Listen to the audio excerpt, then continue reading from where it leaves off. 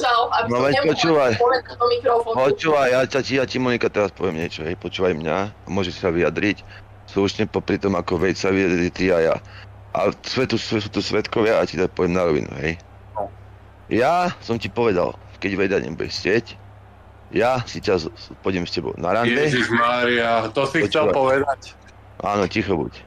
Keď ho nechceš, Monika, ja sa o teba postaram, budem makať, ty budeš chodiť roboty, ja, potom bude sa postaráme o tvoje bývanie, ja idem prerábať izbu, dvoj postel idem robiť nový stôl, ideme malovať v lete, ja idem robiť zajtra do roboty a ja sa postaram, nájdem ti robotu, môžeš bývať potom aj, keď sa robíme vo vzťahu oficiálne, jak sa zalúbime do seba, budeš o teba postarané, aj byt vybavený, všetko, aj pobývanie, aj všade, aj u mňa môžeš časom možno, to je najmenej, ale musíš len povedať, či chceš ísť do vzťahu so mnou skúsiť.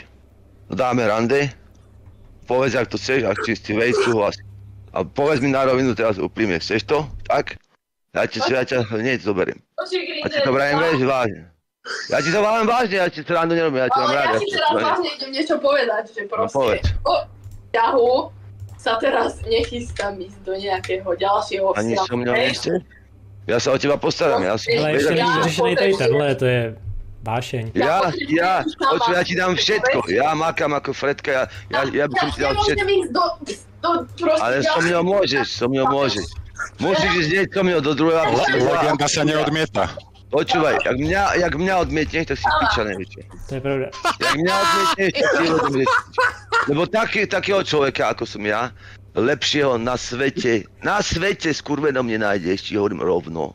A ak si jebnutá, áno. Lebo ma nepoznáš. A to ti povie ti to Dutinky, povie ti to Jonáš, Torda, ešte aj Vejci to povie. Že lepšieho človeka, pracovitejšieho, úprimnejšieho a dobre dnešného. A všetko ti dám, a ja sa teba postaram, a ti urobím robotu, a všetko ti urobím, navarím, upečiem. Celý počítač ti nechám. Celý počítač, celý deň môžeš tam sedieť. A všetko ti ukážem, všetky správy ti ukážem. Chcem ti niečo povedať, chápeš? Povedz sa. Mne proste... Chlap môže byť hociaký, ale pokiaľ chodil do bordelu, tak to je u mňa. Ale ja som kedy chodil dávno a ja som to stopol. Ale ja som to robil preto, že som nehľadal vzťah. Lenže počuj, ja som sa zmenil kvôli ženám. Ja som sa kvôli tej vyvolenej zmenil a ty si tá vyvolená možno a ty to takto nejak... Tak chod do piči, ja nemám žiadne pohlavné choroby, ja som testovaný.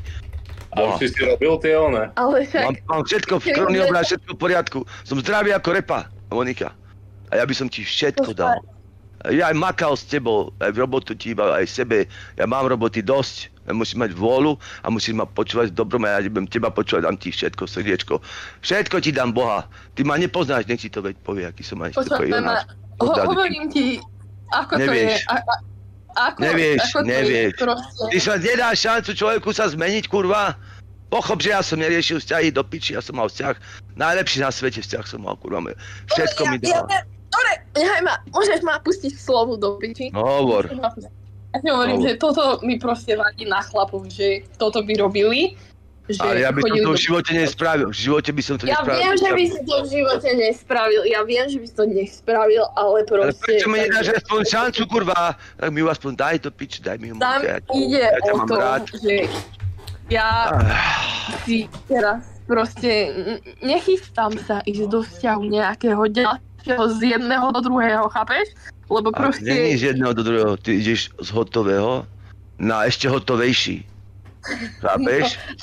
Ty to musíš urobiť rázny krok, kurva, skúsiť to do piča. Uvidíš a nebudeš, kurva, ľutovať, ja ti prisahám Bohu. Nebudeš, Monika, ľutovať. Nebudeš. Jak mi neveríš, tak si... Počúvaj, ja si to nerozmýšľam. Ja ťa poznám veľmi dobre cez Vejda. On mi všetko o tebe hovoril. Všetko mi o tebe hovoril. Ja presne viem, aká si on mi hovoril. Dobre. Ale ja nie som ani žiarlivý, ani nevadí mi žiarlivosť. A ja ti všetko poviem a neutajím ti ani jednu vec, ja ti ukážem celý skurvený môj mobil so všetkými, čo som písal. Aby si vedela, hej. Všetko ti kurva ukážem. Dobre, Grinder, pohodičke, ale ja už nezvládam proste počúvať nejaké názory. Ale moje názory nie sú do piči, to nie sú názory. To sú kurva legendárne fakty. Ja mám 40 rokov, Monika. Ja som do piči vyzretejší, ani zdravší nikdy nebol, ani nebudem. V živote nič žiadne brať nebudem, ani sa porviť. To je pekné, že si to takto zmenil. Áno, ale ty to odmietáš, lebo si jebnutá, proste si jebnutá Monika v tomto. Ty máš zahodila si proste životnú šancu a si dojebala týmto sama život. Ja ti už viackrát nebudem núkať. A keď budeš chcieť, ja ti dám aj mesiac na rozmyslenie, dobre? Keď si to rozmyslíš po mesiaci, kľudne sa ozví.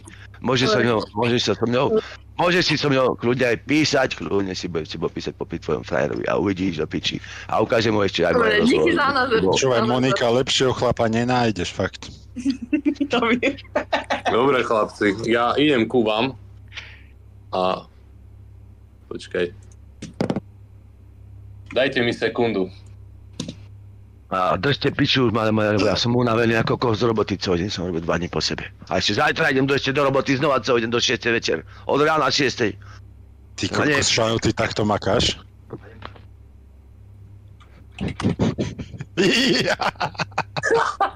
Dutíky. Kamarát, tak toto, čo sa tu odohralo teraz.